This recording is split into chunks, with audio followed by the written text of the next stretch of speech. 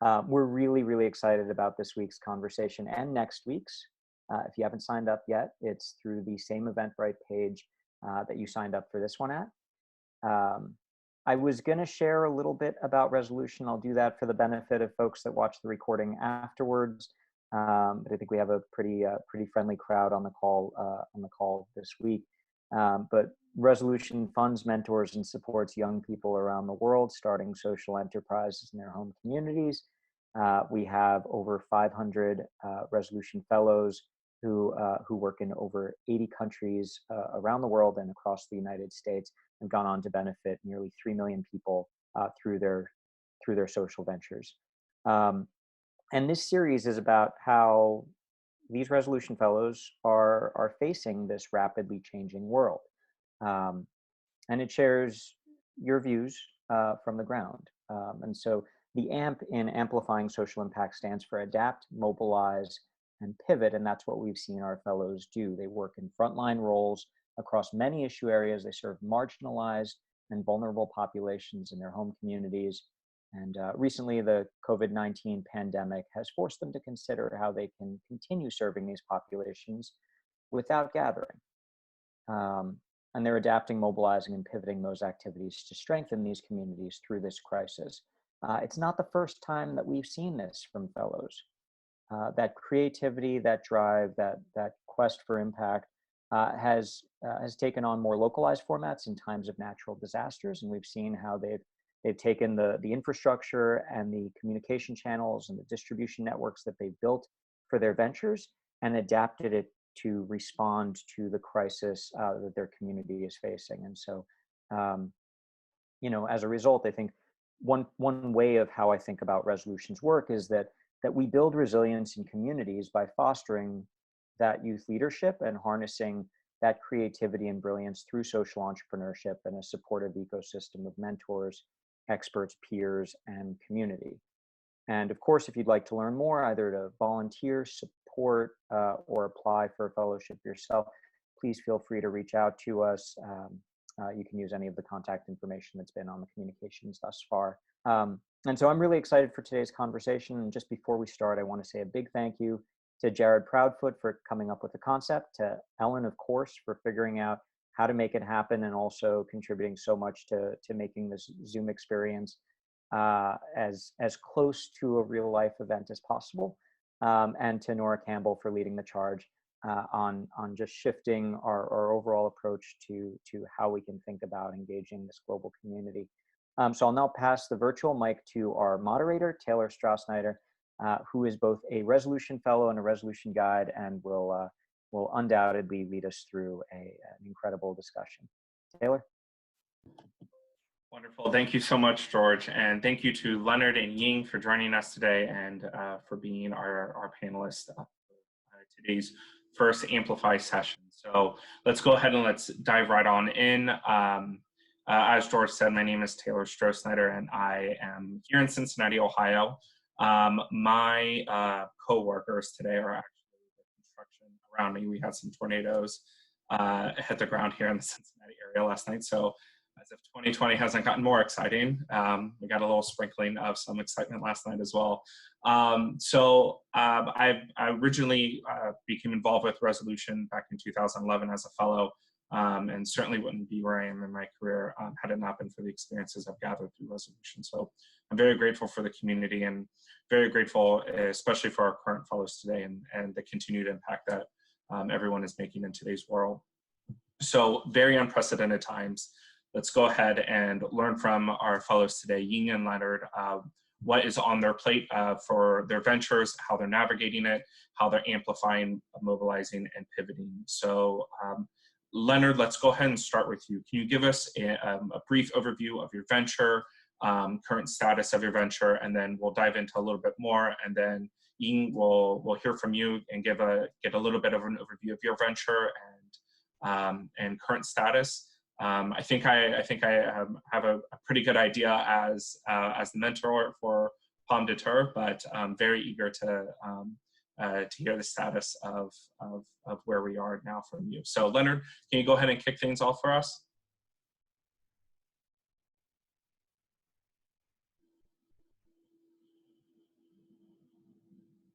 Leonard, you're still muted. Sorry, I think I'm on now. Thanks, Taylor. Thank you, everyone, for joining us today. Andy, Chen, and myself co-founded TechnoSavvy, and TechnoSavvy was communicating information on prevention of waterborne diseases using a text message lister in Chapareria, northern part of Kenya. We started in 2017, and we worked most part of 2017 and 2018 until when the new county government came on board, which actually I work in. And most of the things that we were doing were adopted by the Department of Public Health, and they formed a board which I serve in that board. So most of the things that we used to do right now is being done by the county government, and I sit in that board. So what else? Maybe talking about. Okay. Oh no, go ahead, Leonard. So just to recap, so in northern Kenya, your venture is ensuring that people have through a virtual means of applying for a visa, if I'm understanding that correctly. We providing information on ways to prevent waterborne diseases, and that's mostly. There we go. Sorry, there we go. I misheard you there. Cool. Awesome. Thank you so much, Leonard. Ying, could you give us a quick overview of the goal and objective of Moderator and kind of a current status as to where the organization is at this time? Absolutely. Can you hear me? Okay. Yep, we can hear you. So, hi everyone, I'm Ying, and I'm the co-founder of Moderator, Food Depot. We basically bridge the gap between food waste and food insufficiency in southeastern part of China. And we started in 2017. And then, so it's been running on and off for 2.5 years already. So what we do is we collect surplus food from food industry and farms, and we distribute this food to the people in the community, like elderly or people with disability, and and we hold a food cherishing event to promote the idea of food cherishing and or food donation, because we basically got the idea from where we are in Montreal. We study in Montreal, both me and my co-founder, and we got the idea of food bank, and we think it would be nice to have similar thing in China as well. So that's our story. And you ask about the plan too, future plan. Yeah, so we're going to dive in a little bit into the future of both your ventures itself. Before we do so, because I'm very eager to begin learning about how each both TechnoSavvy and Moderator is pivoting in the midst of the coronavirus. But taking a step back real quick, Leonard, can you give us an understanding as to within the local community that TechnoSavvy is seeking to serve, what has been the overall response to the coronavirus up to this time? Thank you, Taylor. And the situation here is a little sad. It's not really. When you look at how people are responding, for some reason, people believe that this pandemic is too far from them. And I mean, we're lucky we haven't really had any case so far, but our neighboring county, Eldoret, was in this county, just had their first case yesterday. But people here, for some reason, believe that it's too far away and it's not going to get here. And that's really something that worries me, because we know how it started and how far it has traveled. And there's nothing so special about here that will make us say that it's not going to get here. And that is why I really thought that something needs to be done in sensitizing the people on this. There was also a misconception that the COVID-19 doesn't affect Black people and all that. That actually got here too. I don't know if you heard about that, but we really heard about it here. And people are like, we should not be worrying about it. And that's why I thought that increasing awareness and education on this is very important. Perfect. A great opportunity for TechnoSavvy to educate the community. And let's explore that here in a quick second. I want to give Ying an opportunity to give us an update. Ying, you said you're in Montreal at the time? Yeah, currently, yes.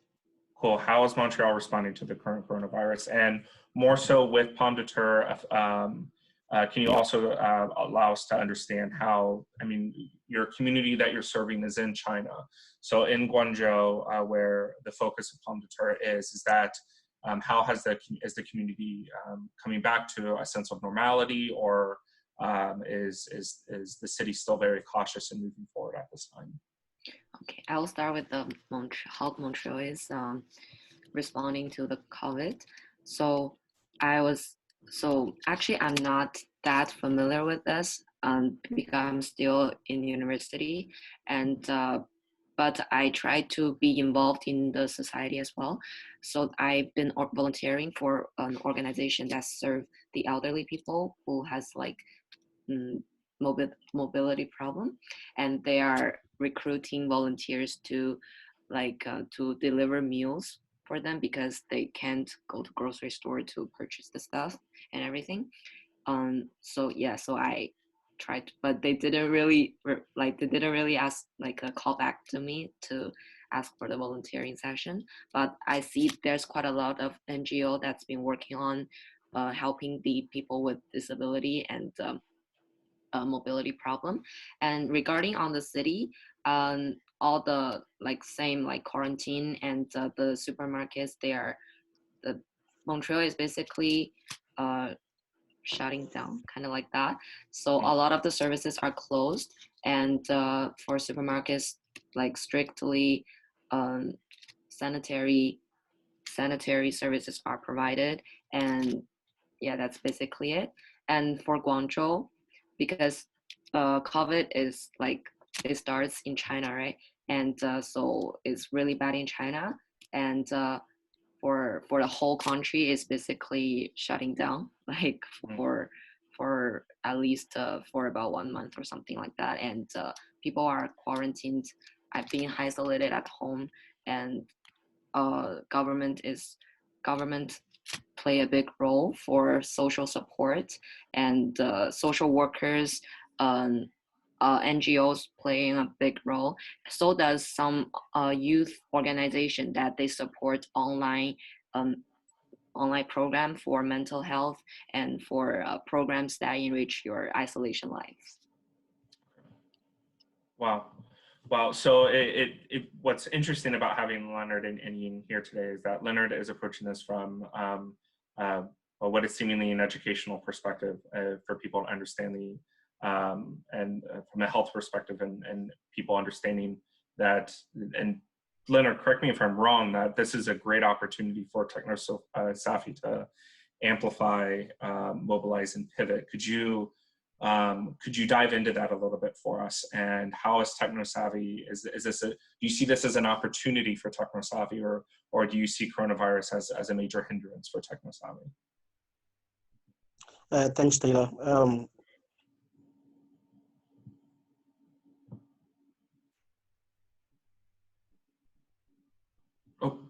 And mainly look at direction from the Ministry of Health and also from the World Health Organization. You hear them several times talking about social distancing, and nobody wants to go out there to do something. So we TechnoSavvy, what we're doing, we actually don't get to go out. We're reaching people using the list that we have, and we're looking forward to expanding the list actually to more people. And we're also looking into, I know we'll talk more about that later, but we're also looking into how taking advantage of other social media services like Facebook now, WhatsApp groups, and also radio stations. And this is truly an opportunity because we get to do what we're doing without necessarily going to meet the people. So you're right. I mean, that's great. That when you think of amplification and mobilization, your reliance on social media, it sounds like, especially since around the world and eventually to Kenya as well as that, this is an opportunity that people are going to draw back into their homes a little bit and will be far more reliant on that. So that sounds like a great opportunity then to really rest on your digital impact in You're right. communities.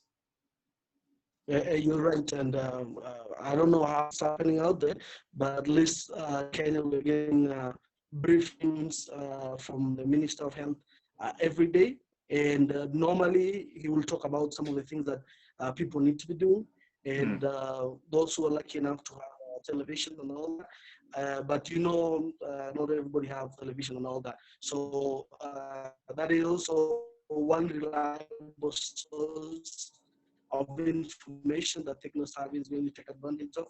And then they'll now share that on now with the people. Can I ask, Leonard, so, it doesn't always take a global pandemic for a fellow to have to pivot. We always face a number of issues with our ventures that cause us to pivot. We always start our ventures with that set strategy that we all have an expectation for. But has coronavirus specifically caused you to pivot in a way that you didn't really foresee before coronavirus started really expanding around the world? Have you noticed any opportunity where you've had to pivot in that regard, specifically to coronavirus? I'm sorry, I didn't get it clearly. Could you please repeat that again? Absolutely. So has the coronavirus pandemic specifically caused you to have to rethink or pivot your current strategy on techno-savvy reaching its targeted community? Sort of, but I wouldn't say we're really changing much of what we're doing, especially that we were using the same platform to providing public health information. We still be doing the same. It's just it's only the information now that's going to be different. So yes, in terms of the information that we'll be sharing, but really it's not really going to change the way we were doing what we were doing before. So a changing of the narrative of sorts is what you're describing. Yes, and we're looking into also expanding the area where we're working, because now this is an information that more people need to get. Wonderful. So I mean, you just touched on two key points of this discussion, is that it's enabling not only for you to pivot, but also to amplify your targeted community. I think that's an unforeseen opportunity of sorts that coronavirus is providing for techno-savvy. That's great to hear. Thank you. Ying, how about you? What have we noticed with coronavirus that's caused for Pomme de Terre to potentially amplify their target community, or has it caused for a remobilization within the community? I know you also have a partner within this venture, and have you all had any discussions about, let's start with amplification and mobilization, and then just like we discussed with Leonard, I really want to pinpoint on pivoting if in any regard that Pomme de Terre has had to start. So let's begin with, has this caused for us to amplify or mobilize in any regard for Pomme de Terre? So I will say, well, I think it's neither. It's kind of a little bit different. So what we plan to do without this, like before a virus is starting to spread around, we still like traditionally like food distribution, especially this is the New Year time, and we're supposed to have a lot of food donation, and we plan to start a new kind of format of food donation, which is food drive. Basically, in the community, people can share their food and share to people who really need it. But due to the COVID, we can't have any offline events, and we can't like set up like volunteering services with corporations, with corporates to visit the community people, and we have to pivot to a lot of things online, and that's what we did. We we basically started a new kind of activity, which is how to put it, like is you consider you we set up a community, online community on WeChat, and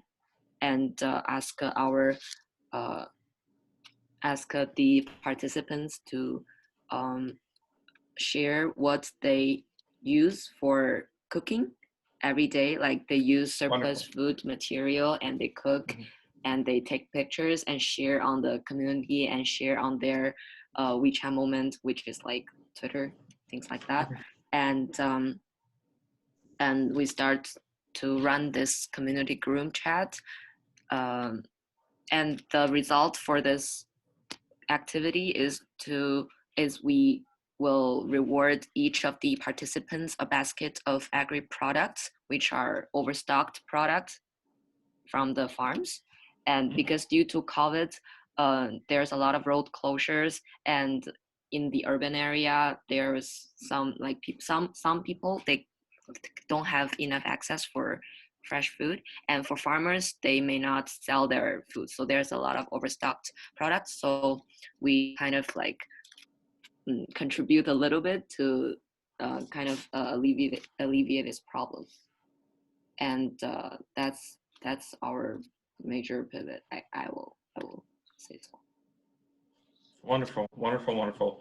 So now that we've walked through how we're navigating coronavirus, I'd like, Ying, can we stay with you, and could you expand upon what do you see coming out of the coronavirus is going to be the future of your venture? Do you feel that anything's going to change as a result of, especially being a China-based venture? Do you foresee any strategic change moving forward as a result of the future of Moderator? Actually, even without the virus, we are still like think of pivoting, because before we are more like a food bank, kind of like North America food bank.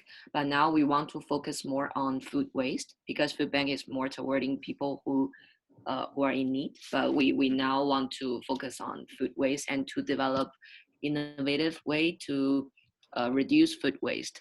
And that's our future plan, including to develop toolkit on how to dine without food waste, and or limited with at least less food waste, and plan to continuing develop a application which plan to sell surplus food, like the farmers overstocked agri products, for example. This app, we are thinking to have the function that individuals can share their food at home. And that's the two major, I would say that's the two major plans that we are trying to do. Oh, and also we are exploring composting using kitchen waste, which is like resource recycling uses. That's because me and my co-founder, we plan to gap year for one year and work for this project. So yes. So you would say that coronavirus has given a renewed scope onto your venture to move from, rather than from banking of food, but rather to education regarding food. Oh, sorry, I think I misunderstood the question just now. So how the trend will be like, definitely I will say internet played a big role now in China. And a lot of the retail services for like such as grocery, for people go to grocery to buy vegetables, and now shift to online, and this will be a big trend due to the virus. And that's the main thing. Wonderful, wonderful. Great, thank you. So Leonard, can you tell us, I know you said that Kenya is still getting acclimated to the coronavirus itself, but do you foresee that this is going to be a shift in the future of your venture at all? I know you talked to us about how you're changing your narrative so that it's more focused on educating the targeted community on the coronavirus and the public at large. And I want to ask, is that do you foresee maybe global pandemics as more of a narrative focus in the future, or do you see any sort of a refocus for the future of your venture? Thank you. For the next 3 to 4 months, I think TechnoSavvy is just going to focus on the coronavirus and increasing awareness and sensitizing the community. But there is aspect of TechnoSavvy that has been very successful in the last couple of years. We used sports at the beginning to mobilize people for TechnoSavvy and share information. But that the sports section of the TechnoSavvy became so successful that it brought even close to 5,000 youth last year. So we would like to continue sponsoring the soccer tournament that we normally do during the December holiday, which is about 2 months. And normally during that time, there's a lot of young people at home, and the weather patterns here. Normally, before December, people have harvested their crops and all that. So there is a lot of free time, and there's a lot of issues to do with teenage pregnancies and all that. So we really want to continue that aspect of TechnoSavvy, one that sponsors the soccer tournament. But I don't know if we'll be going back to providing information on waterborne diseases, because now that's being done mostly by the Department of Public Health here now. So there is going to be a slight change in TechnoSavvy. We were actually thinking about that even before the virus. So there's going to be a slight change in what TechnoSavvy will be doing in the next couple of months. But at least for the next 3 to 4 months, we will be focusing mainly on the coronavirus. Wonderful. And also one more thing, we were mostly doing passing on information through the listserv, but I think we're also going to do something more than that. We're also going to do pass information through WhatsApp and also through radio, and we're also going to include there is a local artist that did a very interesting song while passing information on coronavirus. We're also going to see how we can incorporate them in our programs. Perfect. That sounds amazing. Sounds absolutely awesome. So let's stay with you, Leonard, and let me ask, overall, as this crisis has begun to sweep the world, just in general, could you give an overview, just not only for the venture, but also personally? What lessons have you learned as a result of this crisis? After looking at what's happening across the world and the vulnerable, group or age bracket, I just realized that as the young people, we have so much to do. It's now our responsibility to come up with innovative ways to see how we can protect our community and make sure that even young people play a role in this. Wonderful, wonderful. Ying, how about you? What lessons have you learned, and is this also an opportunity that you see for young people to capitalize on? And what role do young people play in the midst of this pandemic? First, I would like to answer the question for the young people's role here. Mm-hmm. So I will say we notice that there's a lot of young youth organization that start to provide a program such as volunteering mental support program, because due to the social distancing, and then there's as I mentioned before, there's the online selling for vegetables. Those kind of are also considered for young people's. They are taking part of the job for that, and for us, and in addition to that, the COVID will people will starting to realize the importance of social organizations, because they really play a huge role in the virus. And Absolutely. and we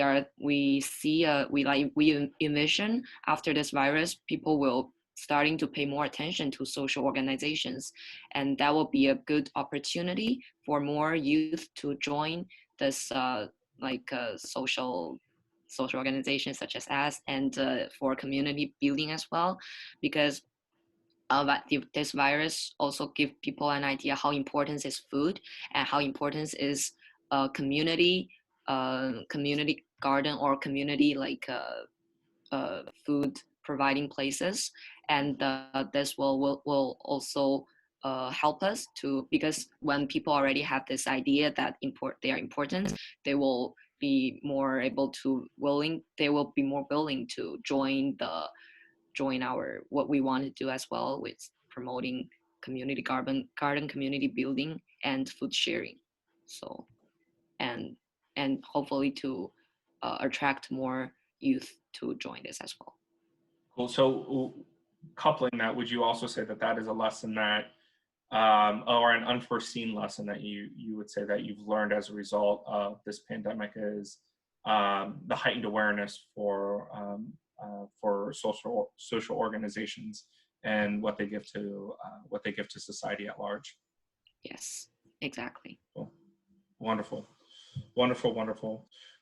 So let's open it up to both Ying and Leonard, and let me just ask, what further support would you need in order to scale up your work, that you would say that is the biggest struggle right now in the midst of coronavirus that you would need to not only keep the heartbeat going of your ventures, which it sounds like you both are successfully doing, but what is it that you need to amplify, to take it to the next level, so that you can really reach the targeted communities that you're both seeking to help? So can I go? Yep, of course. Go ahead, Leonard. Okay, thank you. Mainly right now is just resources. I would like to bring more people on board. I would like to bring at least, I'm already working with one public health officer, and I'd like to bring more. And also I wanted to bring somebody who is an IT person, so that we can work on this together. And also we would like to increase the number of people that we can reach. Like I say, you're working in a smaller area, like a ward, but now we like to actually now expand to offer services to the entire of West Pokot, which is like it's like almost like a state. Um, because from what I can see is that people are given opportunity to work from home, but you see that people are taking that as a day off and just going now and interacting with other people out there, and they are not really following the guidelines that are given. So that is the main. If we could get more resources, we could really expand what we are doing. We could reach more people. And right now, our list staff only we can only send messages, but we can really track on how many people read, to what extent, and all that. We also like to maybe improve the quality of that, and also we would like. I know we also like to bring somebody, because we are translating the information that's being given to Kiswahili and Pokot. We also like to bring somebody who can help with the translation of the information. Um, and finally, just information. Share the information that's available out there. We want to know, what is working out there, so that we can try to maybe share the same here for the benefit of our people. Thank you. Wonderful, wonderful. Ying, And go ahead. Go ahead. sorry, one more. Obviously, changing what we're doing at the moment is going to affect what we were doing before and what we are planning with the resources that we have. So that means that going forward, some of our programs that we're planning in the future will be affected. Mm-hmm. Wow, wonderful. That's great, Leonard. Thank you.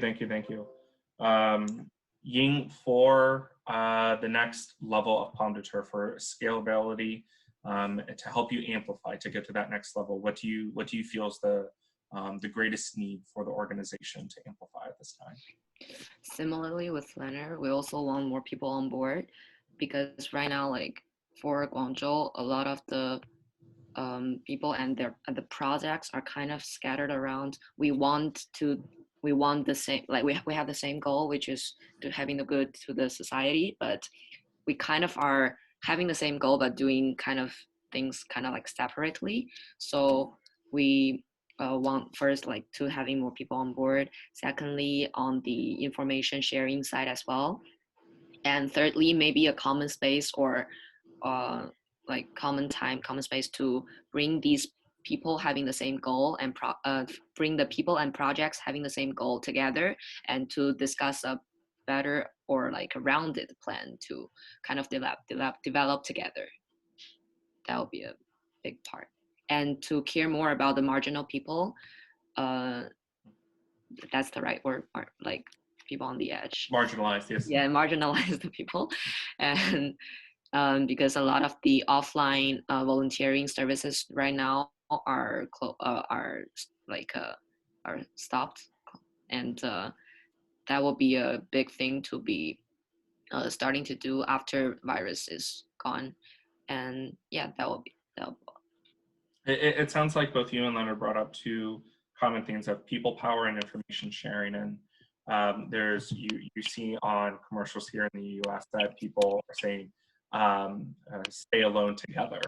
And so this is a great opportunity that when people are home, they turn to the reliance on their digital platforms. And this is a great opportunity that you can scale up the involvement of people, and people can reconnect themselves into other individuals that are outside their work outlooks, and revert back to causes and issues that are quite near to them. I think that's a common thing that we're seeing within the pandemic, is that people are reverting back to and not only just day-to-day hobbies, but also common social objectives that Exactly.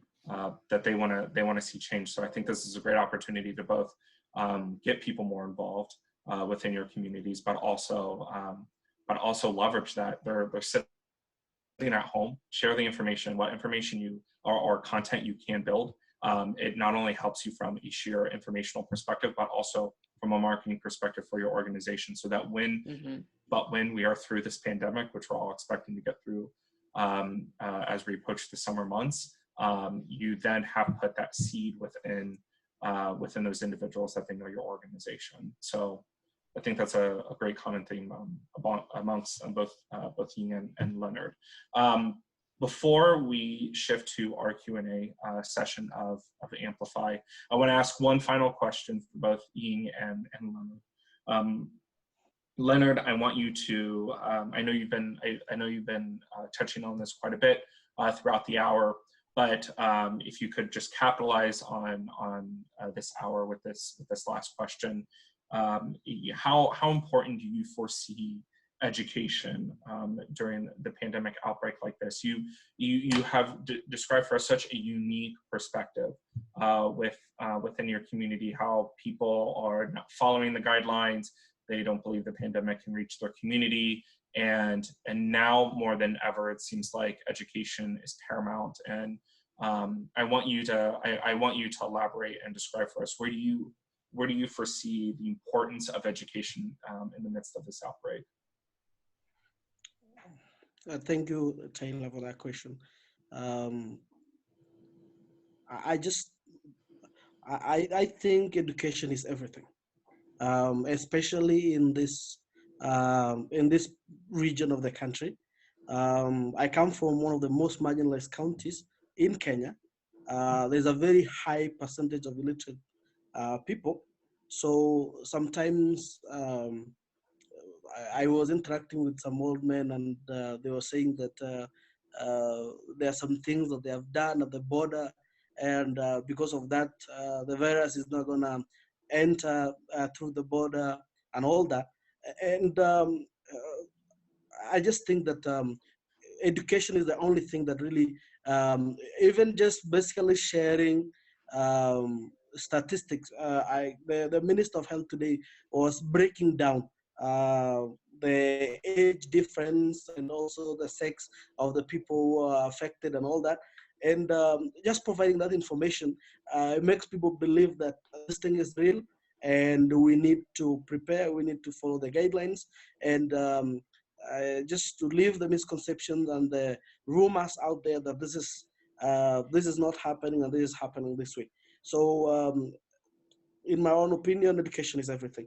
I think anywhere really in the world, there is power in information, and there is power in correct information. So people really need to have that information of what's happening out there.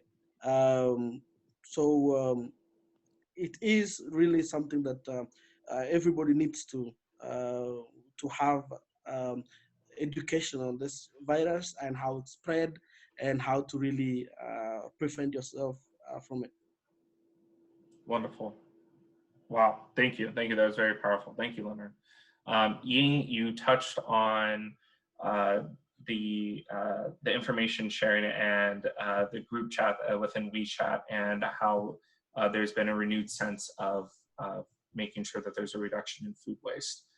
So I want to ask you this question specifically within the hour. How important do you feel is there a sense of community in the midst of this outbreak? And if you can, to elaborate some of the things that Moderator has done to make sure that there's a sense of community within the outbreak. I think it's vital. So what we did is like first the activity, and then we are starting to run this community. And basically this community, the people in this community online group chat is they are interested in first they are passionate about food, and then they are interested in how to eat on a sustainable diet, and so we have the same value. And later on we started to share information every day in the morning and night about about food, about sustainable diet, and with the connection with the COVID, trying to do so, and we will receive people's replies, and that will be a big part to like, it's like social support, because that's the basic need for everyone. And with this social distancing, we can seek support from online, which can help us to help each other during this to like go through this COVID. Does that answer the question? Absolutely. Wonderful, wonderful, wonderful. We have about 13 minutes left. I want to open up for some Q&A. For any of our participants online, please go ahead and raise your hand. I know you must have some questions for our fellows as they've talked us through how they're amplifying, mobilizing, and pivoting through COVID for both of their ventures, and also draw on your own experience for our fellows that are on the phone today on our Zoom. Is, how have you been able to amplify, mobilize, and pivot in comparison with what Ying and Leonard have experienced, and any questions that you may have in that regard. So while people are getting ready to raise their blue hands, I do want to ask Ying and let me go ahead and unmute George. Hey, George, how are you? Hey, Taylor. Hey, Ying and Leonard. One thing that always impresses me about Resolution Fellows is their ability to drive behavior change. I think behavior change is the hardest part of social impact work. Even if something's in people's best interests, we see that habits are really hard to break. We see that there's a lot of inertia that exists that keeps people moving in the same direction. What's the best insight that you can share about how to encourage people to change their behaviors? Thank you, George, for that question. It's true that sometimes try to influence people's behavior can be really hard. One thing that has really worked for me is at least trying to find a way in which you can approach the people that you're trying to intervene, people you're trying to talk to. Um, Also, I don't know about other places, but for here, uh, before somebody says something or try to advise people on something, they normally try to look at what kind of person you in the community. Are you somebody that they can always look up to? They can ask things, and sometimes even when you can't. Let's say if you are addressing a group of old men, for instance, in my community. Sometimes when you're a young person, it's really hard for you to, tell them that this is how something needs to be done. But sometimes you try to see how you can really share that information. I normally work with either one of them, somebody that at least I can trust, and then that person does an introduction. Then you can try to now bring your agenda in there. So to me, the way you bring the information, the way you share, and also trying to understand your audience, um, I think that's something that that has really worked for me.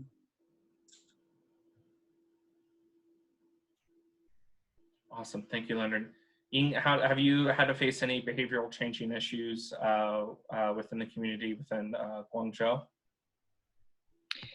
Yes, absolutely. So first, I will say behavior. I will agree with George. Is really the hardest part in social networking, in societal problems. And I think there's several steps that we need to follow. Is first we need to like quantify what behaviors we want from this group of people. We want target this group of people, what their value is. We should like be familiar with their values, and we can't really just enforce our values on them. And then we need to demonstrate by starting from ourselves, like to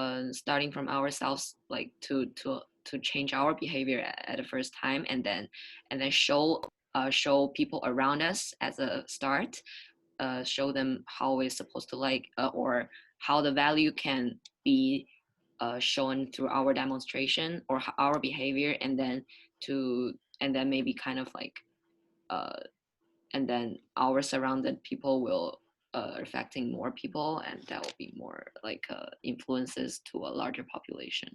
That's what we think. Wonderful. Wow. Thank you. Thank you. So I don't see anybody else that has